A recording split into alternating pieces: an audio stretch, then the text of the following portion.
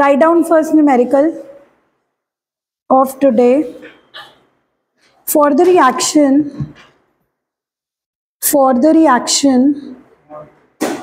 N2 plus 3H2 gives 2 ammonia. The value of Kp is equal to 41 at 400 Kelvin. Find out the value of Kp for each of the following reactions.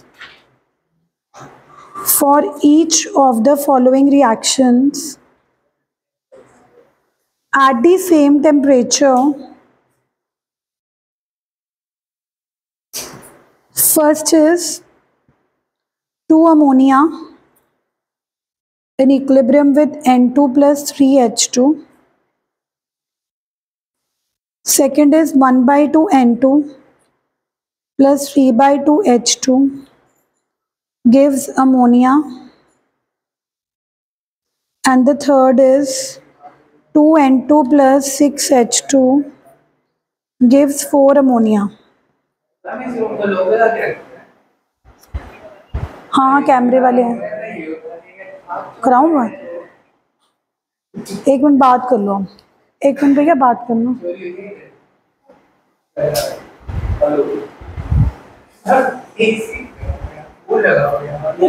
AC चोरी करना आसान चीज है? कोई portable चीज होती है वही लेके जाते हैं, ये भी अजीब। नहीं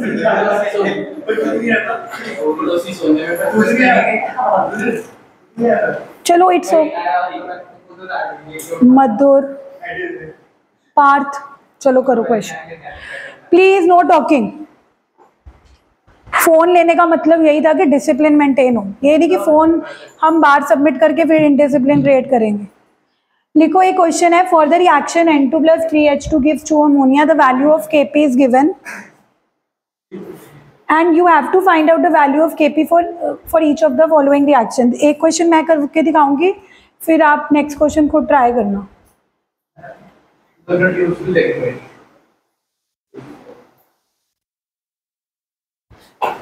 मधुर you meet me after the class, I tell you what happened.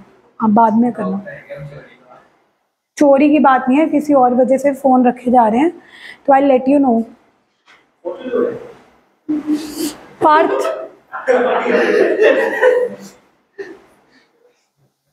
हाँ जी लिख लिया क्वेश्चन। अब देखो आपको जिस रिएक्शन का Kp गिवन है वो ये रिएक्शन है, ठीक है, और आपको जिस रिएक्शन का Kp पूछा है, क्या उनमें कोई रिलेशन लग रहा है आपको? जिस रिएक्शन का आपको Kp गिवन है और जिस रिएक्शन का Kp गिवन, अगर आप नोट करो फर्स्ट पार्ट में उसी रिएक्शन को रिवर्स कर दिया गया। उस रिएक्शन में 2 अमोनिया प्रोडक्ट है और इस रिएक्शन में 2 अमोनिया क्या बन चुके हैं? रिएक्टेंट। उस रिएक्शन में N2 और 3H2 रिएक्टेंट्स हैं, यहाँ पे N2 और 3H2 क्या बन चुके हैं? प्रोडक्ट। तो बहुत क्लियरली, बहुत एविडेंटली पता लग रहा है कि अगर हम इस रिएक्शन को जिस रिएक्शन का Kp गिवन है उससे कंपेयर करेंगे तो इस रिएक्शन को रिवर्स कर दिया गया। और मैंने उस दिन आपको पढ़ाया था कि जब भी रिएक्शन को रिवर्स करते हैं तो इक्विलिब्रियम कांस्टेंट की वैल्यू पे क्या इफेक्ट पड़ता है कि जो न्यू इक्विलिब्रियम कांस्टेंट की वैल्यू होती है वो पुराने इक्विलिब्रियम कांस्टेंट का रेसिप्रोकल हो जाती है। दैट मीन्स आपको जो फर्स्ट पार्ट में Kp निकालना था, मैं उसको Kp डैश बोल रही हूँ क्योंकि वो न्यू इक्विलिब्रियम कांस्टेंट है। पार्थ ध्यान दो, वो पुरानी इक्विलिब्रियम कांस्टेंट का रेसिप्रोकल होगा। Can you tell me why Parth? इस रिएक्शन का जो हमने इक्विलिब्रियम कांस्टेंट निकालना है वो पुराने इक्विलिब्रियम कांस्टेंट का रेसिप्रोकल क्यों होगा? जो आप हाँ, कि हमने रिएक्शन को क्या कर दिया है? रिवर्स। और जब रिएक्शन को रिवर्स करते हैं तो इक्विलिब्रियम कांस्टेंट की वैल्यू पे क्या इफेक्ट पड़ता है कि वो पुराने इक्विलिब्रियम कांस्टेंट का क्या हो जाती है? रेसी। लर्न दीज कैरेक्टरिस्टिक्स, ये आपको कैरेक्टरिस्टिक्स दिमाग में बिठानी पड़ेगी। गुरताज आप आए थे लास्ट लेक्चर में परसों?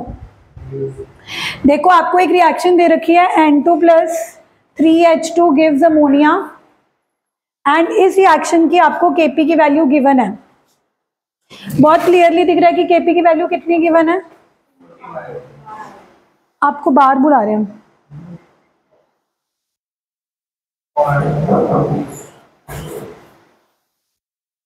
हाँ जी लुक, आप एक काम करो, उनको ज्वाइन कर लो। यार मोर इंटरेस्टेड ना कि हाँ बाहर क्या चल रहा है।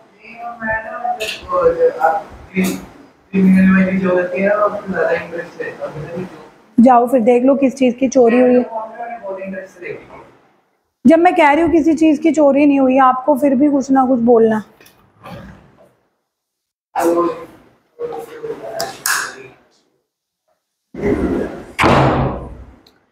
हाँ जी, कैन यू सी एवरीबडी कि हमें जिस रिएक्शन की Kp गिवन थी N2 + 3H2 गिव्स 2 अमोनिया, और हमें जिस रिएक्शन का Kp पूछा था, गुरताज इस रिएक्शन को देखो, इस रिएक्शन में उस रिएक्शन के प्रोडक्ट क्या बन चुके हैं, रिएक्टेंट, और जो उसके रिएक्टेंट थे वो क्या बन चुके हैं, यानी कि सिंपली जो रिएक्शन इसको रिवर्स कर दिया गया है। और मैंने उस दिन बताया था कि अगर हम किसी रिएक्शन को रिवर्स करते हैं तो जो न्यू रिएक्शन का इक्विलिब्रियम कांस्टेंट होता है वो पुराने इक्विलिब्रियम कांस्टेंट का रेसिप्रोकल हो जाता है। यानी कि हमें पुराने इक्विलिब्रियम कांस्टेंट की वैल्यू कितनी गिवन है, तो इसकी क्या वैल्यू होगी, 1/। Very good, first part everyone clear. Now look at the second part. Second part में क्या हुआ रिएक्शन के साथ, अगर मैं सेकेंड पार्ट वाली रिएक्शन को गिवन रिएक्शन से कंपेयर करूं तो कौन सा ऑपरेशन लगाया है, अगर उस रिएक्शन को 2 से डिवाइड कर दूं, N2 + divided by 2, 3H2 divided by 2, यानी कि जो रिएक्शन आपको गिवन थी, जिसका Kp गिवन था, उसी रिएक्शन को 2 से डिवाइड कर दिया गया। उसी रिएक्शन को सेकेंड पार्ट में क्या कर दिया गया है, 2 से डिवाइड। और मैंने ये भी डिस्कस किया था कि जब भी हम रिएक्शन को 2 से डिवाइड करते हैं तो इक्विलिब्रियम कांस्टेंट की वैल्यू पुराने इक्विलिब्रियम कांस्टेंट का स्क्वायर रूट हो जाती है। क्या हो जाती है, यानी कि इस रिएक्शन का जो इक्विलिब्रियम कांस्टेंट होगा Kp' वो पुराने इक्विलिब्रियम कांस्टेंट का रूट होगा। तो सेकेंड पार्ट का आंसर क्या होगा, √41, which is I think 4 point something. What about the third part, third part को कंपेयर करो गिवन रिएक्शन से, तो गिवन रिएक्शन को क्या किया है कि थर्ड रिएक्शन आई है 2 से मल्टीप्लाई किया है। Everyone please focus. अगर मैं गिवन रिएक्शन को 2 से मल्टीप्लाई कर दूं, अगर मैं गिवन रिएक्शन को किससे मल्टीप्लाई कर दूं, 2 से, तो हमारी यही रिएक्शन बन रही है। और मैंने उस दिन क्लियरली बोला था कि अगर हम रिएक्शन को 2 से मल्टीप्लाई करते हैं तो हमारी न्यू इक्विलिब्रियम की वैल्यू पुराने इक्विलिब्रियम का स्क्वायर हो जाती है। क्या हो जाती है, तो यानी कि थर्ड पार्ट का आंसर क्या होगा, 41 का स्क्वायर। तो ये एक सिंपल सा क्वेश्चन था, आपको उन्हीं कैरेक्टरिस्टिक्स जो मैंने सैटरडे को पढ़ाई थी उनको क्लियर करने का, कि अगर रिएक्शन उलट हो रही है तो new equilibrium constant will be reciprocal of the previous equilibrium constant. अगर रिएक्शन को 2 से डिवाइड किया जा रहा है तो न्यू इक्विलिब्रियम कांस्टेंट पुरानी इक्विलिब्रियम का रूट के इक्वल होगी। और अगर उस रिएक्शन को आपको लग रहा है कि पुरानी रिएक्शन को 2 से मल्टीप्लाई किया गया है तो न्यू इक्विलिब्रियम कांस्टेंट की वैल्यू पुराने इक्विलिब्रियम कांस्टेंट का स्क्वायर हो जाएगी। तो आपको समझ आया ये first question, which is based on the characteristics of equilibrium constant that we did on Saturday. और अगर किसी ने सैटरडे को इक्विलिब्रियम कांस्टेंट की कैरेक्टरिस्टिक्स नहीं भी करी थी तो वो ज़्यादा मुश्किल नहीं है, सिंपल यही थी कि अगर रिएक्शन इन्वर्स कर दी जाए तो the new equilibrium constant will be reciprocal of the old. अगर रिएक्शन को 2 से डिवाइड कर दिया जाए तो new equilibrium constant is the root of old equilibrium constant. और अगर रिएक्शन को 2 से मल्टीप्लाई कर दिया जाए तो new equilibrium constant is the square. ठीक है, ना लेट्स प्रैक्टिस अनदर क्वेश्चन। देखिए अब आपको कितना समझ आया है सेकंड क्वेश्चन, और जो लेट आए हैं वो जगह छोड़ दो इस क्वेश्चन की और अगला क्वेश्चन ट्राई करो। The next question is the equilibrium constant, these are the numericals जो बच्चे लेट आए हैं, on characteristics of equilibrium constant that we did on Saturday. Characteristics हमने डिस्कस कर ली थी बट हम न्यूमेरिकल्स नहीं डिस्कस कर पाए थे, तो आज हम न्यूमेरिकल्स कर रहे हैं विच आर वेरी इजी। मतलब अगर आप इक्विलिब्रियम चैप्टर की बात करो, it's a very vast chapter, in this there are lot of numericals, लेकिन ये वो पार्ट है जहाँ से जिसको आप इजी न्यूमेरिकल्स मानते हो, आगे जाके देखना न्यूमेरिकल्स बहुत कॉम्प्लिकेटेड हो जाएंगे। किस वे से कॉम्प्लिकेटेड हो जाएंगे, कैलकुलेशंस भी कॉम्प्लिकेटेड होंगी और उसमें ब्रेनस्टॉर्मिंग भी करनी पड़ेगी कि इसमें करें क्या। इसमें तो कोई ब्रेनस्टॉर्मिंग नहीं है, इवन तो सीधे सीधे आपको जस्ट आइडेंटिफाई करना है कि रिएक्शन को उलट कर रहे हैं, मल्टीप्लाई कर रहे हैं, 2 से डिवाइड कर रहे हैं। तो ये स्कोरिंग पार्ट है चैप्टर का, ताकि अगर आपको मुश्किल वाला पूरा क्वेश्चन एक, हाँ मेन लिख लो, क्योंकि फिर ना हम आगे वाला रह जाएगा। लिखो अगला क्वेश्चन, लिखो सारे। The equilibrium constant for the reaction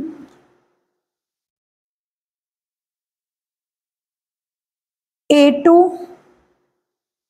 plus B2 gives 2AB is 64 at 600 Kelvin. What is the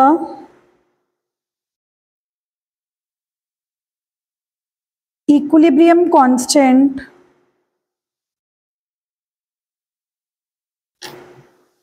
for 2AB gives A2 plus B2 at the same temperature?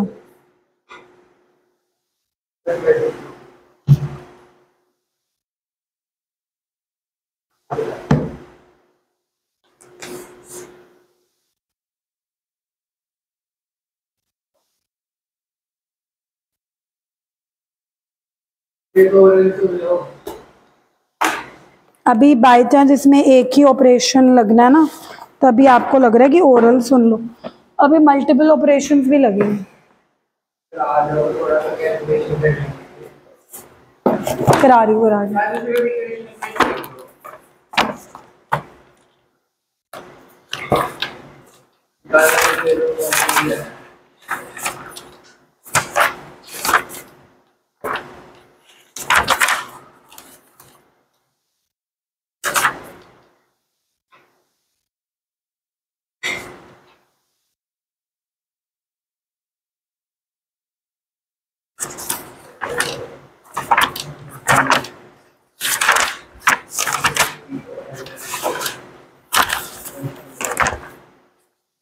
What is the answer?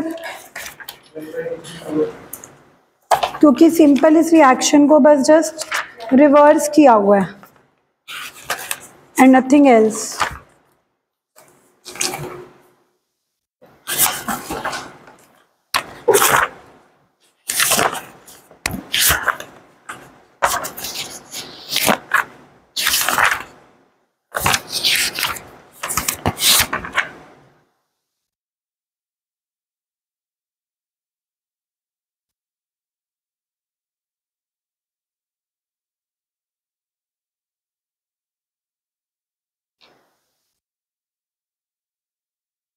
एक question था मुझे मिल नहीं रहा।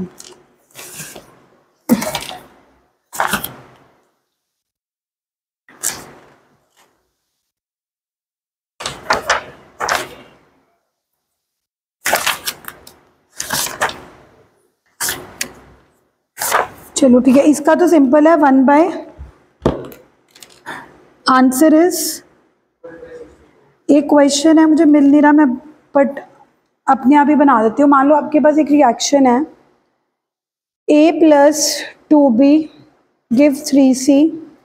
इसके equilibrium constant की value आपको दी हुई है, मान लो 64, and you have to find equilibrium constant of 3C by 2 A by 2 plus B। आपको इस रिएक्शन के इक्विलिब्रियम कांस्टेंट की वैल्यू गिवन है और आपको इस रिएक्शन की इक्विलिब्रियम कांस्टेंट निकालनी है। तो यहाँ पे 2 चीजें हुई हैं।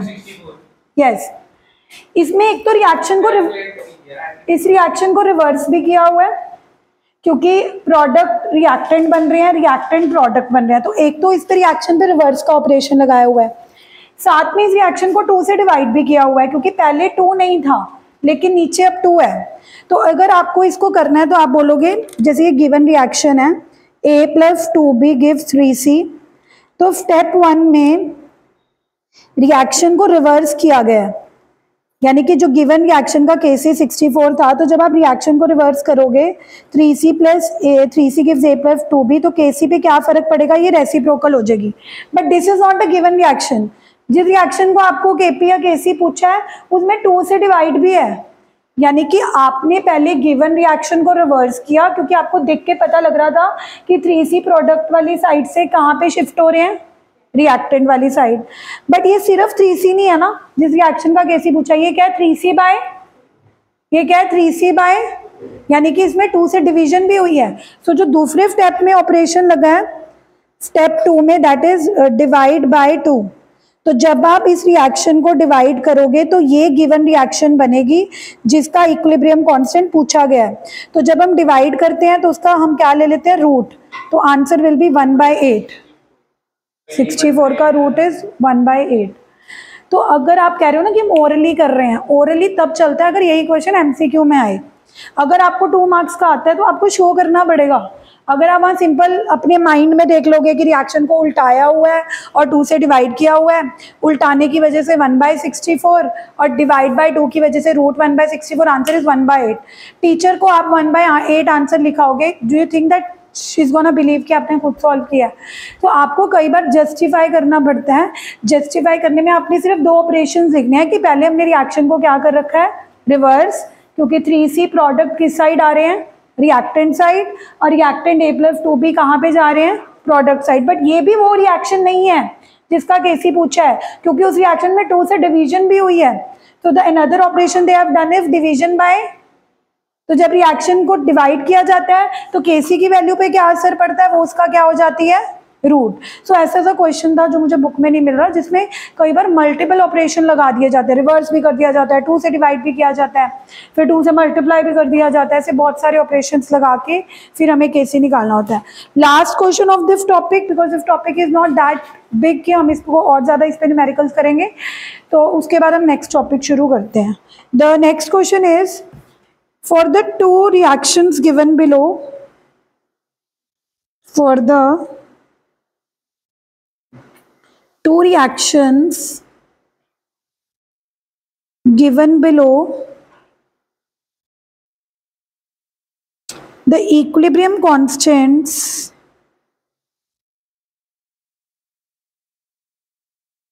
are K1 and K2 respectively, are K1 and K2 respectively. What is the relationship between K1 and K2? आपको 2 रिएक्शंस गिवन है, A2 plus B2 gives 2AB।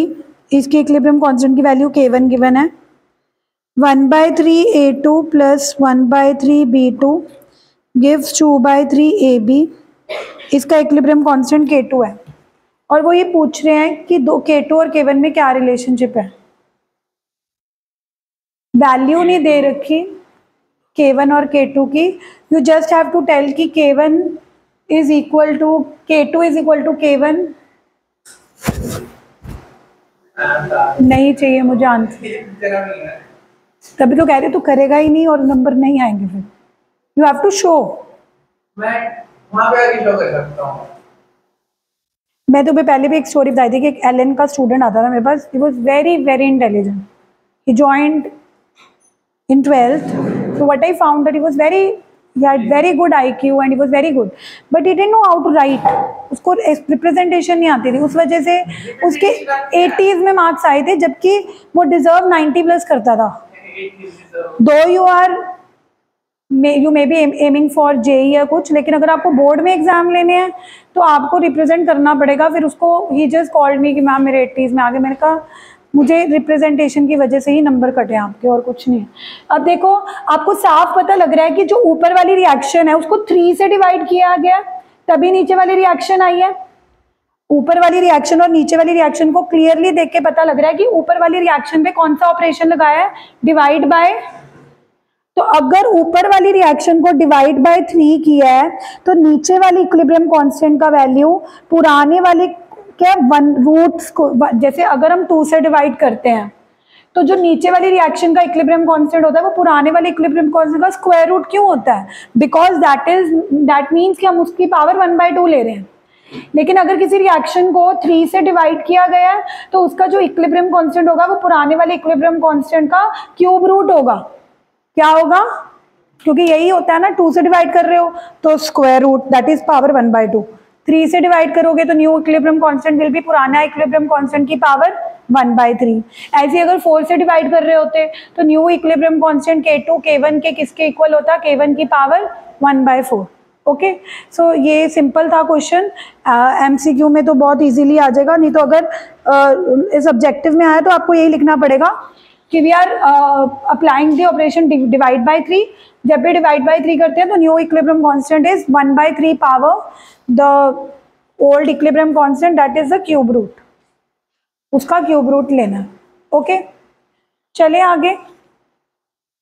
अब देखो इस चैप्टर को ना, because this chapter is very big है ना, equilibrium chapter बहुत बड़ा है, तो इसको ना 2 पार्ट्स में डिवाइड किया गया। मतलब अगर आप एनसीईआरटी देखोगे तो एनसीईआरटी में कोई डिवीजन नहीं है, लेकिन आप कोई भी रेफरेंस बुक उठाओगे तो इस चैप्टर को 2 पार्ट्स में डिवाइड किया गया। First part is chemical equilibrium, the other part is ionic equilibrium. Chemical equilibrium का ये लास्ट टॉपिक है। मैं तो वैसे भी डिवाइड करवाती हूँ क्योंकि मुझे होता है कि पहले केमिकल इक्विलिब्रियम का हम एक बार टेस्ट ले लेंगे, सो दैट हमें, क्योंकि ना वास्ट है ना चैप्टर, अगर हम करते ही रहे आगे ली चैटलियर प्रिंसिपल आएगा, पीएच के न्यूमेरिकल्स आएंगे, उस दिन भी मैं आपको बता रही थी pKa pKb सॉल्ट हाइड्रोलिसिस, तो आप इतना कंफ्यूज हो जाओगे। तो बेटर ये है कि अभी आपको पता है अभी हमने क्या करा, अभी हमने Kp Kc का रिलेशनशिप करा है। Kp = Kc, बोलो, RT raise to the power delta Ng। एक कैरेक्टरिस्टिक्स करी है और एक आज मैं लास्ट टॉपिक स्टार्ट कर रही हूँ, which will take another 2 to 3 days।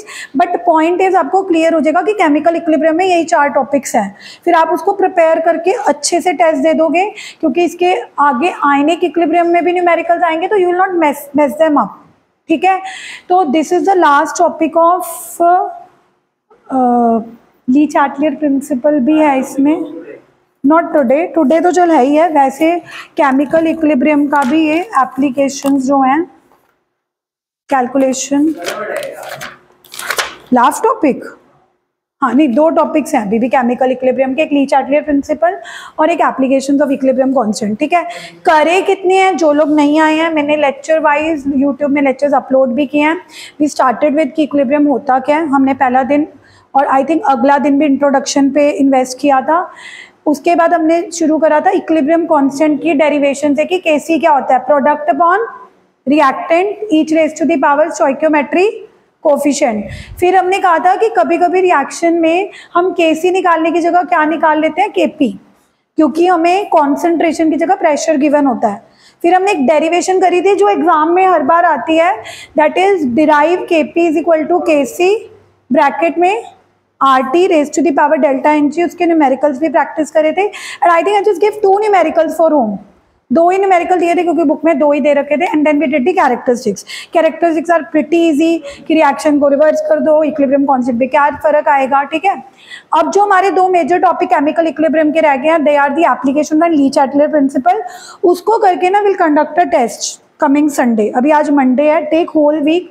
जो नहीं आए पीछे वाले लेक्चर्स आप यूट्यूब से पढ़ो, दोबारा मेरे से पूछने हैं पूछो, अपना आप कवर करो। छुट्टी भी आएगी तो यारा की any time you can come and ask me, क्योंकि चैप्टर बहुत इंपॉर्टेंट है।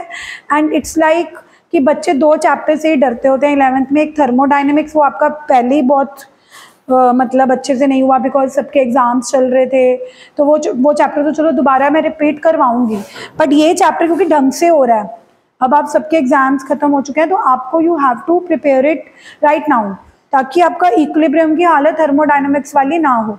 और अगर इक्विलिब्रियम अच्छे से हो गया देन यू विल हैव कि चलो हमने थर्मोडायनामिक्स ही करना है, क्योंकि दोनों ही न्यूमेरिकल वाले चैप्टर्स हैं तो इसमें भी मिक्सिंग के चांसेस हैं। एनीवेज, आज का टॉपिक है applications of equilibrium constant. What you mean by application? Applications का मतलब ये होता है कि हाँ भी इक्विलिब्रियम कांस्टेंट निकाल रहे हैं, इसकी एप्लीकेशन क्या है, क्यों निकाल रहे हैं, इसका यूज क्या है। तो एक एप्लीकेशन तो मैंने आपको उस दिन ही बता दी थी कि जब हम किसी रिएक्शन का इक्विलिब्रियम कांस्टेंट निकालते हैं, जिसका एक फॉर्मूला है कि प्रोडक्ट्स को ऊपर रखा जाता है divided by reactants each raise to the power stoichiometric coefficient. यानी कि अगर मैं आपको एक रिएक्शन देती हूँ कि 1N2 + 3H2 गिव्स अमोनिया, तो एवरीवन नोज कि अगर मुझे इसका इक्विलिब्रियम कांस्टेंट निकालना है तो मुझे प्रोडक्ट्स को ऊपर रखना है which is ammonia, divided by reactants, reactants को नीचे रखना है और सबकी स्टोइकियोमेट्री जो है वो पावर में चली जाएगी, ठीक है। तो ये बात मैंने आपको उस दिन भी क्लियर करी थी कि केसी एक फॉर्मूला नहीं है कि हाँ आपने फॉर्मूला लगाया कि प्रोडक्ट की कंसंट्रेशन ऊपर पुट कर दी, रिएक्टेंट की कॉन्सेंट्रेशन नीचे पुट कर दी। अच्छा एक तो ये बात भी क्लियर होनी चाहिए, कौन सी कॉन्सेंट्रेशन, मतलब अगर इसी रिएक्शन में आपको ये गिवन हो कि I started the reaction with N2 10 litre और जब रिएक्शन इक्विलिब्रियम पर पहुंची तो रिएक्टेंट 2 रह गए थे और प्रोडक्ट 8 बन चुके थे। तो आपने ये वाली कॉन्सेंट्रेशन पुट करनी है कि जब रिएक्शन इक्विलिब्रियम पर पहुंच गई तो प्रोडक्ट कितने बन चुके थे और रिएक्टेंट कितने बचे थे। मतलब ये भी क्लैरिटी होनी चाहिए बच्चों को, ये तो पता होता है कि इक्विलिब्रियम कांस्टेंट में प्रोडक्ट की कंसंट्रेशन ऊपर लेनी है, कौन से टाइम पे, जब रिएक्शन कहाँ पर पहुंच चुकी है। ऑब्वियसली आप इक्विलिब्रियम कांस्टेंट कब निकालोगे रिएक्शन का, जब वो रिएक्शन कहाँ पर पहुंच चुकी है, इक्विलिब्रियम पर। यानी कि यहाँ पर अगर आप N1 की कॉन्सेंट्रेशन 10 नहीं पुट कर सकते, ऑल्दो N2 की कॉन्सेंट्रेशन आप 10 नहीं पुट कर सकते बिकॉज वो इनिशियल कॉन्सेंट्रेशन है। This concentration is at time t equal to 0।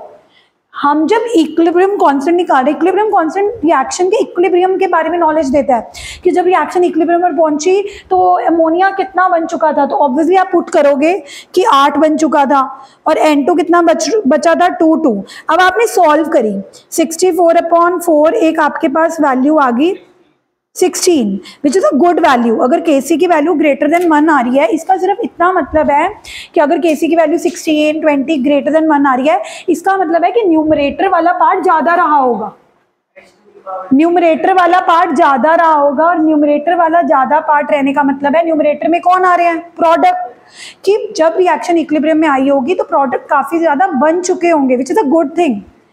यानी कि the first application of Kc is its value tell us about the extent of reaction, कि इक्विलिब्रियम तक आने तक रिएक्शन कितने हद तक हो चुकी थी। क्योंकि अगर Kc की वैल्यू ज्यादा आ रही है तो इसका मतलब प्रोडक्ट काफी सारे बन चुके थे। लेकिन ऑन द कॉन्ट्रेरी अगर ऐसे हुआ होता गुरताज कि आपने रिएक्शन में रिएक्टेंट 10-10 लिए और अभी रिएक्टेंट 2 ही खत्म हुए हैं, मतलब अभी 8 बचे, प्रोडक्ट 2 ही बने हैं और इक्विलिब्रियम आ गया। हमारे इक्विलिब्रियम पर प्रोडक्ट कितने बने हैं, 2 मिनट, सिर्फ 2 पुट करो, अमोनिया की कंसंट्रेशन 2 और प्रोडक्ट रिएक्टेंट कितने बचे हुए हैं। अभी मैं क्यूब नहीं ले रही, मैं जस्ट एग्जाम्पल ले रही हूँ।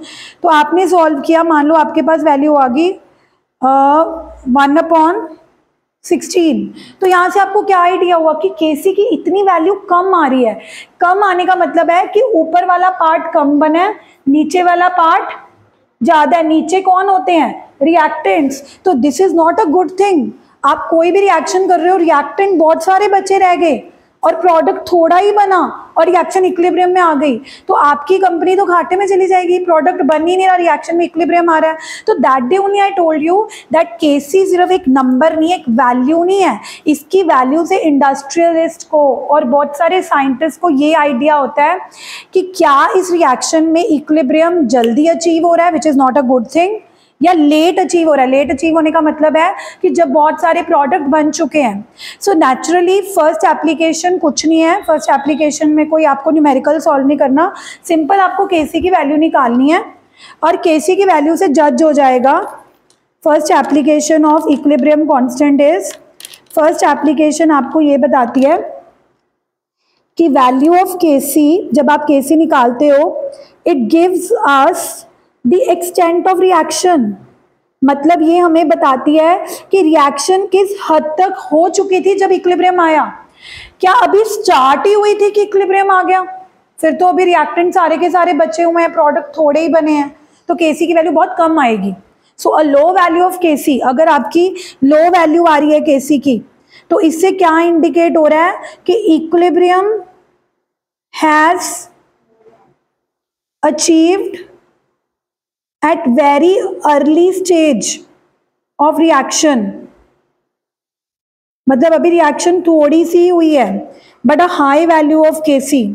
लेकिन अगर आपकी Kc की वैल्यू आ रही है 100, मतलब बहुत सारे प्रोडक्ट बन चुके होंगे, न्यूमरेटर वाला पार्ट बहुत ज्यादा बन चुका होगा, तब इक्विलिब्रियम आया है। यानी कि reaction has occurred to a large extent. तो ये तो कोई बहुत बड़ी एप्लीकेशन नहीं है, ये तो सिंपल केसी की वैल्यू से आपने जज करना है कि हाँ इक्विलिब्रियम रिएक्शन के जल्दी अचीव हुआ है या लेट। दूसरी एप्लीकेशन क्या है, मानो आप एक रिएक्शन कर रहे हो, ठीक है, आपने N2 10 लीटर लिया, H2 10 लीटर लिया, रिएक्शन हो रही है। At an instant of time, किसी एक टाइम पे आपने देखा कि N2 6 रह गए हैं, H2 6 रह गए हैं और प्रोडक्ट 4 बन गए हैं। और उसके बाद आपने नोट करके आ गया, आप मेरे पास लेके आए डेटा, मैं बोल के आई, मैंने आपको बोला कि जाओ चेक करके आओ कि N2 H2 कितने बच गए हैं और अमोनिया कितनी बनी है। तो मेरे पास डेटा लेकर आए 2 मिनट कि मैम आपने तो 10-10 लीटर डाली थी, लेकिन अब N2 और H2 6-6 लीटर बची है और हाइड्रोजन अमोनिया 4 लीटर बनी है। अब अगर मैं आपसे क्वेश्चन पूछूं कि इक्विलिब्रियम आ गया है, अगर मैं आपसे पूछूं कि हैज इक्विलिब्रियम अराइव्ड, इस कंसंट्रेशन पर इक्विलिब्रियम अराइव हो गया है या अभी इक्विलिब्रियम आना है या इक्विलिब्रियम आके चला गया। मैं आपसे 3 सवाल पूछ रही हूँ कि क्या इक्विलिब्रियम आ चुका है इस कॉन्सेंट्रेशन पर, जो आप मुझे कॉन्सेंट्रेशन दे रहे हो, आपको भी नहीं पता। आपने जब कॉन्सेंट्रेशन नोट करी, आपको नहीं पता कि इक्विलिब्रियम आया है कि नहीं आया। आप सिर्फ एक वैल्यूज लेकर मेरे पास आ गए कि मैम इस वक्त N2 6 लीटर है, H2 6 लीटर है, अमोनिया 4 लीटर बनी है।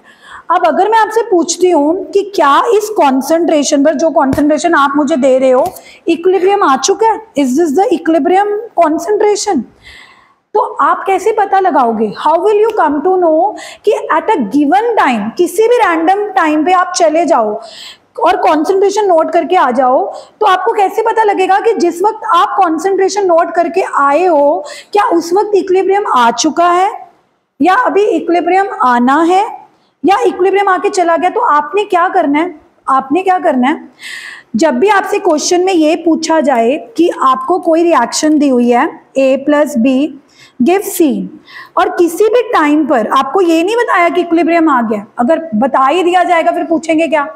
आपको बोला at an instant of time, मतलब किसी भी एक पर्टिकुलर टाइम पे A की कॉन्सेंट्रेशन मान लो 6 है, B की भी 6 है और C की 4 है।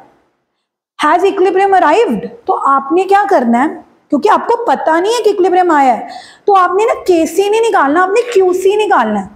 12 से ध्यान से सुनो, आपने एक पैरामीटर निकालना है QC। ना what is QC? We call QC as reaction quotient. अगर आप मेरे से QC का नाम पूछोगे तो QC को इक्विलिब्रियम कांस्टेंट नाम बोल के क्या बोला जाता है? Reaction quotient. निकालना आपने वैसे ही है जैसे आप इक्विलिब्रियम कांस्टेंट निकालते हो। इक्विलिब्रियम कांस्टेंट आप कैसे निकालते थे? प्रोडक्ट अपॉन रिएक्टेंट, और अगर उसकी कोई स्टोइकियोमेट्री होती थी तो पावर में रखते थे। ऐसे निकालते थे ना आप इक्विलिब्रियम कांस्टेंट, कि प्रोडक्ट को ऊपर रखते थे और नीचे क्या रखते थे? रिएक्टेंट, और each raise to the power stoichiometry coefficient. अभी फॉर्मूला वही है, बट आप इस एक्सप्रेशन को KC ना बोल के क्या बोलोगे? KC क्यों नहीं बोल सकते? क्योंकि क्वेश्चन में वो खुद ही नहीं बोल रहे कि ये कॉन्सेंट्रेशन इक्विलिब्रियम पर है। उन्होंने बोला एट एनी रैंडम टाइम, किसी भी टाइम पे हमने नोट किया और उस वक्त A इतना बड़ा है, B इतना बड़ा है, C इतना बड़ा है, बताओ इक्विलिब्रियम आ चुका है। तो आपने क्या करना है, जब आपसे क्वेश्चन में खुद ही पूछा गया हो कि क्या इक्विलिब्रियम आ चुका है, हैज द इक्विलिब्रियम अराइव्ड और नॉट, तो आपने KC नहीं निकालना। क्योंकि आप KC कैसे निकाल सकते हो? अगर आप इसको KC बोलोगे फिर इसका मतलब आप तो ये क्लेम कर रहे हो कि ये इक्विलिब्रियम वाली कॉन्सेंट्रेशन है, जबकि ये तो क्वेश्चन में खुद ही नहीं कह रहे। तो whenever you have this type of question, तो आपने क्या करना है, आपने इक्विलिब्रियम कांस्टेंट निकालने की जगह, KC निकालने की जगह QC निकालना है, विच इज अ पैरामीटर, जिसको इक्विलिब्रियम कांस्टेंट ना बोल के क्या बोला जाएगा? Reaction quotient. निकालने का तरीका वही है, प्रोडक्ट्स ऊपर रखने हैं, रिएक्टेंट नीचे रखने हैं, each raise to the power stoichiometry coefficient. जब आप इसकी वैल्यू पुट करोगे, C आपको 4 दे रखा है, A B आपको 6 दे रखा है, आपके पास मान लो कोई वैल्यू आ गई 20 40 कुछ भी वैल्यू आ जाएगी। मैं अभी वैल्यू नहीं निकाल रही, मैं कॉन्सेप्ट समझा रही हूँ। आपके पास QC की एक वैल्यू आ जाएगी। अब इस क्वेश्चन में ना आपको KC की वैल्यू गिवन होगी। जब भी ऐसे क्वेश्चन आते हैं जिसमें उन्होंने क्वेश्चन में खुद ही आपको पूछ रखा होता है कि क्या इस कॉन्सेंट्रेशन पर इक्विलिब्रियम अचीव हो चुकी है या नहीं, ऐसे क्वेश्चंस में ना आपको KC की वैल्यू गिवन होगी। अब आपने कंपेयर करना है। हाँ, अगर आपकी QC की वैल्यू और KC की वैल्यू सेम आ गई, सेम, हाँ, जब देखो जब आपने QC निकाला था आपको नहीं पता था कि क्या इक्विलिब्रियम आ चुका है या नहीं आ चुका। आपने जो आपको गिवन रैंडम कॉन्सेंट्रेशन थी आपने उस पर क्यूसी निकाल लिया, बट जब आपने देखा कि आपकी क्यूसी की वैल्यू 20 आई है और जो आपको क्वेश्चन में केसी गिवन है उसकी वैल्यू भी कितनी गिवन है 20, तो आप बोलोगे कि यस, यानी कि वी आर श्योर कि रिएक्शन ऑलरेडी इक्विलिब्रियम में है। बट ऐसा भी होगा बहुत बार जब आपको जो केसी की वैल्यू गिवन होगी वो दी होगी 40, मान लो बहुत ज्यादा, और आपकी क्यूसी कम आई है, क्योंकि मैंने आपको बोला ना कि जो आपको जो कॉन्सेंट्रेशन गिवन है वो जरूरी नहीं है वो इक्विलिब्रियम वाली कॉन्सेंट्रेशन हो, yet to come. Good good good.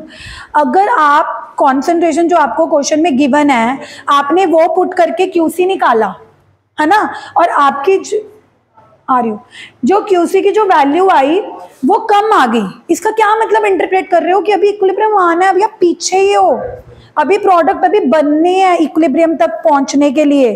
तो that means if the value of QC is coming out to be less than KC, that means reaction will yet go in forward direction, अभी उसको थोड़ा और forward direction में जाना पड़ेगा to reach at equilibrium.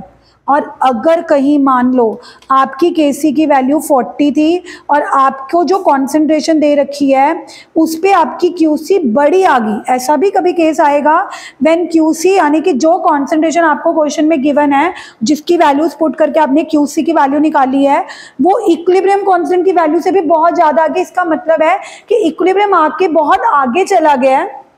और अगर आप फिर से इक्विलिब्रियम पर आना चाहते हो तो रिएक्शन को किस डायरेक्शन में आना पड़ेगा, बैकवर्ड आना पड़ेगा, ताकि हम उस इक्विलिब्रियम पर पहुंच पाए।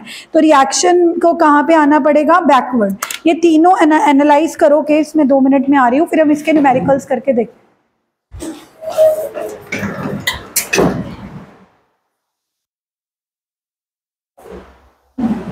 ये क्या उठा के गया हाथ में, ये क्या है वीजा, क्या चीज है? हमने तो कुछ रखा ही नहीं हुआ।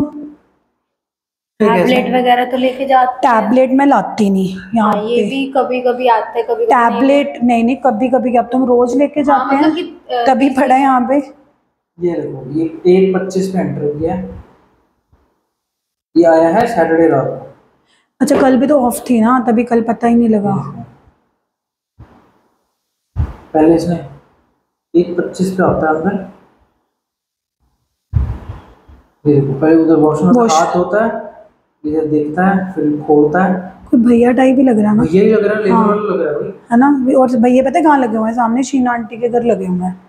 रात को थोड़ी होता हूँ फिर नहीं मतलब जिन्होंने एनालाइज किया कि यहाँ पे कोई नहीं रहता, जैसे कुछ लेके गया है वो लग रहा है। हाथ में तो लग रहा है, क्योंकि देख मेन इलेक्ट्रॉनिक डिवाइसेस तो लैपटॉप या टैबलेट है, वो दोनों हम लेके जाते हैं, उसके अलावा तो कुछ है ही नहीं। फोन भी हम रख लेते हैं दोनों। कुछ तो ऐसे 2 हाथ से उठा के गया, फिर दूसरा कैमरा देखना पड़ेगा। फोर्ट लाइट वो तो मैं लेके गया हूँ, तो मैं ले गया। अब आएगा यहाँ से, जो आज आए ने उनको कॉल किया हमने। हाँ, नैतिक की मम्मा कह रहे हैं ये कि देखो। शायद वो कुछ कुछ तार भी है उसमें, वो स्पीकर था कोई, स्पीकर भी नहीं रखा हुआ, यहाँ पे है नहीं। अभी वो शुभम की शादी के लिए ले गए थे।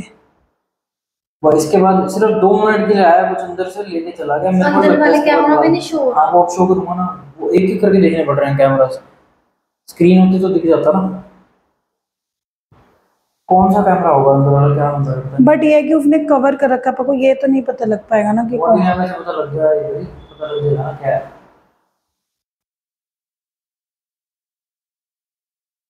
वो वहां जाते हैं बैक पहुंचाने, क्योंकि मुक्कत के सारे नहीं आए, सबको करो आप। मैंने कैमरा फोन कि मम्मा को बोल रहे थे कि इनकी कल डिस्कशन हुई है।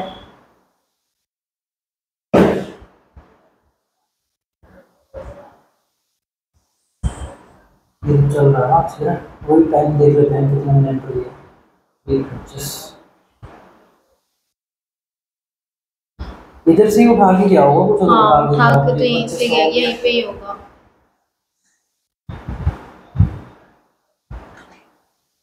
अब आएगा ना यहाँ पे, 1:25 तो एंटर किया ना, उसके बाद वहाँ हाथ उठ धो के फिर आया। हाँ, फिर अब आएगा ना, ज़्यादा टाइम नहीं रहा। ये वहाँ गया है।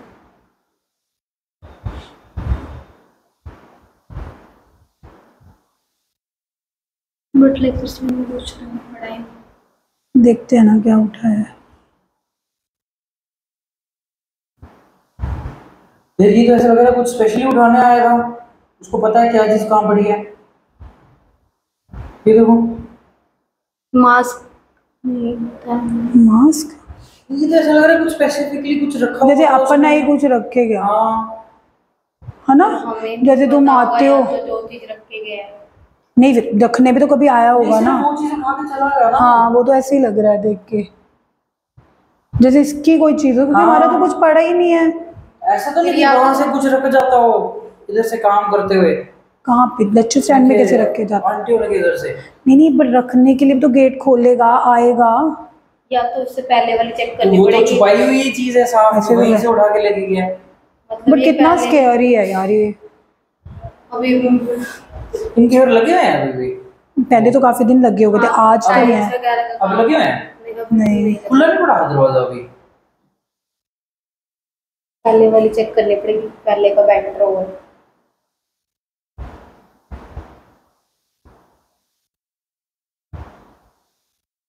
और कुछ है ऐसा है भी नहीं लेक्चर स्टैंड के अंदर, तो दिख नहीं रहा कुछ। कुछ बड़ा बिग बिग सा नहीं लग रहा। स्पेशली कुछ उठा के लेके गया छुपा के वहां पे। हम्म। वहां पे कौन सा होता है? जैसे किसी जैसे खुद का ही इसका घर हो वैसे हाँ है ये तो। हाँ, जैसे कुछ पहले रखा और लेके चला गया। बताना एक मिनट। हाँ कोई भैया सा एंटर हुआ है, अभी पूरा देख रहे हैं। आओ एक मिनट बाहर देख लो वहाँ पे उसके फोन में क्या कह रहे हैं। किसी और ने तो फोन उठाया नहीं, नेत्री की मम्मा ने फोन उठाया। इधर आके बात करो, बच्चे हैं। अभी कल ही बात हुई इनकी, भी कोई और ट्यूशन ट्राई करने का। हकीम ने फोन उठाया नहीं, काश की मदर को जब पहले फोन कर रहे थे तो वो कहते उसके पैर पे चोट लगी हुई, जब वो ठीक तो तब आए। अब पता नहीं कि कौन कौन गया। बाढ़ में जाए, बस आपको ना दोबारा फोन करने की जरूरत। चलो आगे। कोई कैमरे में पता है क्या दिखा है कि कोई बंदा रात के 1:30 बजे आया है, वहाँ से यहाँ पर आया है, ऐसे गया है और यहाँ से ना उसने कुछ उठाया है, वो दिख नहीं रहा क्या उठाया है, और ऐसे उठाया कि जैसे उसने खुद ही हाइड किया हो। आया ऐसे, जैसे जो कोई चोरी करने आता है वो तो बंदा इधर उधर ऐसे ऐसे करता है ना कि यहाँ कुछ बड़ा है, यहाँ कुछ बड़ा है, यहाँ कुछ बड़ा है, मतलब ऐसा दिखना चाहिए ना। उसकी मूवमेंट क्या दिख रही है देखो।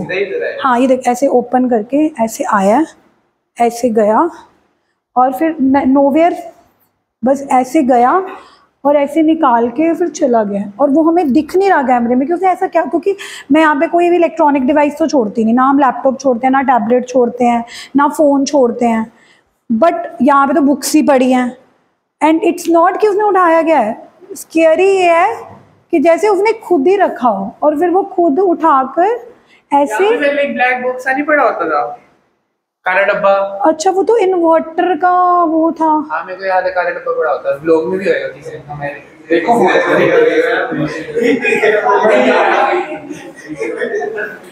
अच्छा वो था ना, वो तो क्या कहते हैं, इसकी बैकअप करने के लिए जो रखा हुआ था प्रोजेक्ट। हाँ यूपीएस था मिली, हाँ बट फिर वो अंदर तो नहीं रखते थे हम यूपीएस तो नीचे होता था, बट उसने यहाँ से कैसे उठाया फिर? नहीं यहाँ से उठाया, यहाँ पड़ा, नीचे से उठाया। हाँ। अच्छा हाँ यूपीएस था, कैमरे में रिकॉर्ड हो। यूपीएस था ना तभी। हेलो गाइस, सॉरी आज मधुर स्टॉप सिट। बंद किया हुआ है, तेरी आवाज जाएगी नहीं, तूने स्पीकर नहीं लगाया हुआ। आपकी आवाज आ रही है, मैं आपके साथ ही खड़ा था। चलो ठीक है जाओ, चलो एनीवेज देखते हैं, कुछ तो सॉर्ट आउट करना पड़ेगा, बैठो। तो this was the second application कि आपको इक्विलिब्रियम कांस्टेंट की जगह क्यूसी निकालना है, ठीक है। और अगर क्यूसी की वैल्यू सेम आ गई तो मतलब रिएक्शन ऑलरेडी किस में है, इक्विलिब्रियम में है। अगर क्यूसी की वैल्यू केसी से कम आई है मतलब the equilibrium has yet to come, yet to come का मतलब है कि अभी रिएक्शन को आगे वाली डायरेक्शन में जाना है, सो दैट उसकी आगे वाली डायरेक्शन और बैकवर्ड डायरेक्शन की स्पीड इक्वल हो जाए और इक्विलिब्रियम आ जाए। और अगर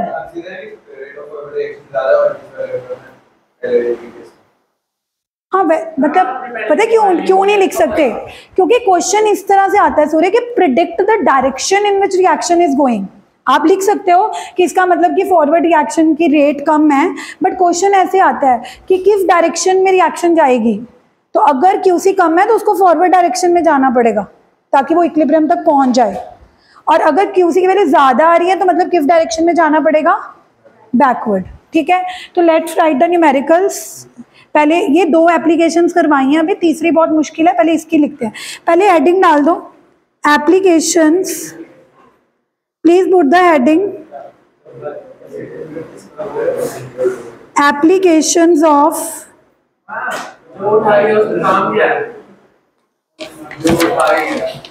मुझे क्या पता, मैं जानती हूँ कौन है, कौन चोर है। UPS is uninterrupted power supply ना, कि जब अपनी लाइट चली जाती है तो ये प्रोजेक्टर बंद ना हो, चलता रहे, उसके लिए। लिखो, the first application is it helps to predict the extent of reaction. It helps to predict the extent of reaction. इसके अंदर लिखो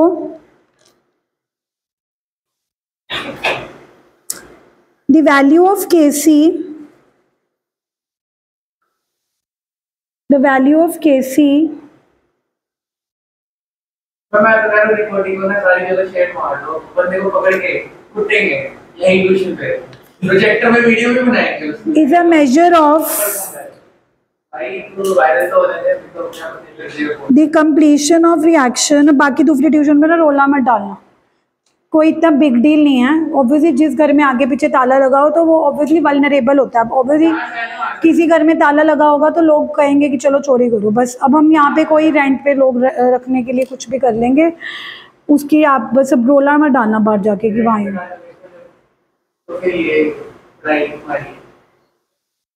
पूरे घर को थोड़ा देंगे, कोई रात को रहने के लिए बहादुर रख लेंगे, दैट टाइप्स की रखवाली के लिए। बहादुर नहीं होते, बहादुर कोई पीजी टाइप होते हैं। अच्छा लिखो, मधुर सिर्फ सोने के लिए रात को।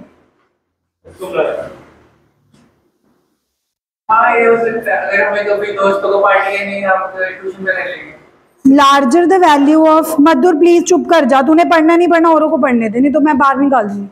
Larger the value of Kc, greater will be the concentration of products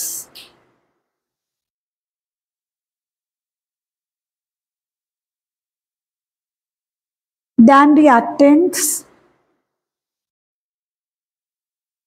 that is reaction proceeds to a great extent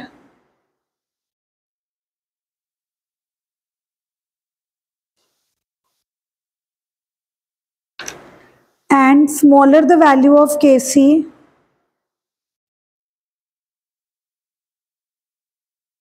means lesser will be the concentration of products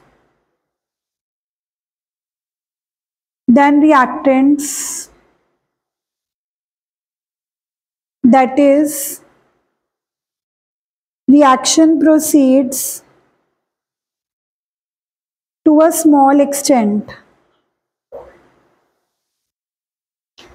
Second application is predicting the direction of reaction. Predicting the direction of reaction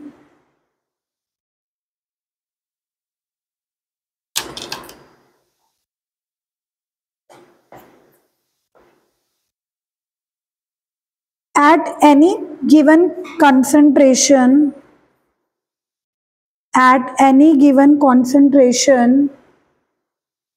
the reaction quotient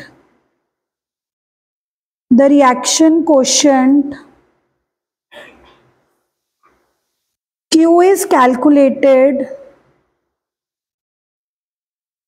as the ratio of products to reactants. At any given concentration, the reaction quotient Q is calculated as ratio of products to reactants. That means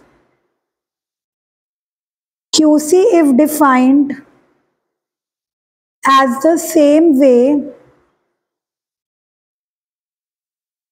as Kc is defined, that is C की power C, D की power D upon A की power A, B की power B, for reaction AA plus BB gives CC plus DD.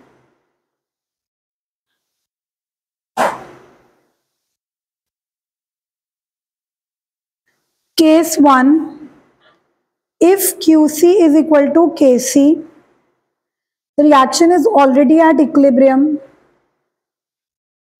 The reaction is already at equilibrium. Case 2, if QC is less than Kc, reaction will proceed from left to right, that is in forward direction.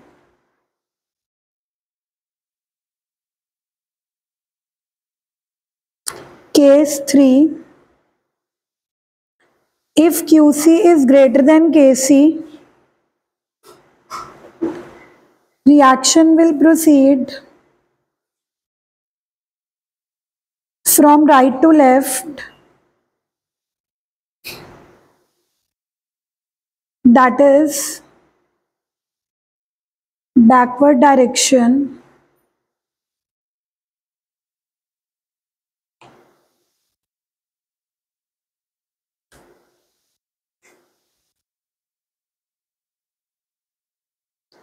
This can be shown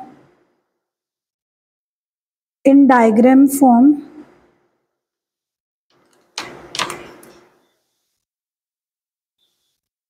अगर Kc की value बड़ी है, QC की value छोटी है, मतलब reaction tends to go in forward. अगर दोनों इक्वल हैं, ऑलरेडी एट, और अगर QC से बड़ी,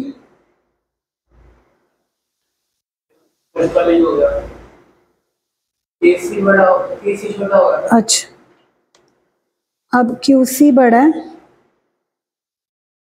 और Kc छोटा रह गया, reaction tends to go backward. Please equilibrium साथ साथ रिवाइज करते रहो जितना भी मैंने अभी तक नोट करवाया है. मैं आपको कैरेक्टरिस्टिक्स के न्यूमेरिकल भेजूंगी प्रैक्टिस करने के लिए, इसके नहीं भेजूंगी क्योंकि इसके मैं खुद करवाऊंगी कल. आपने वो वाले करके देखने हैं कि अगर रिएक्शन को डिवाइड कर दो,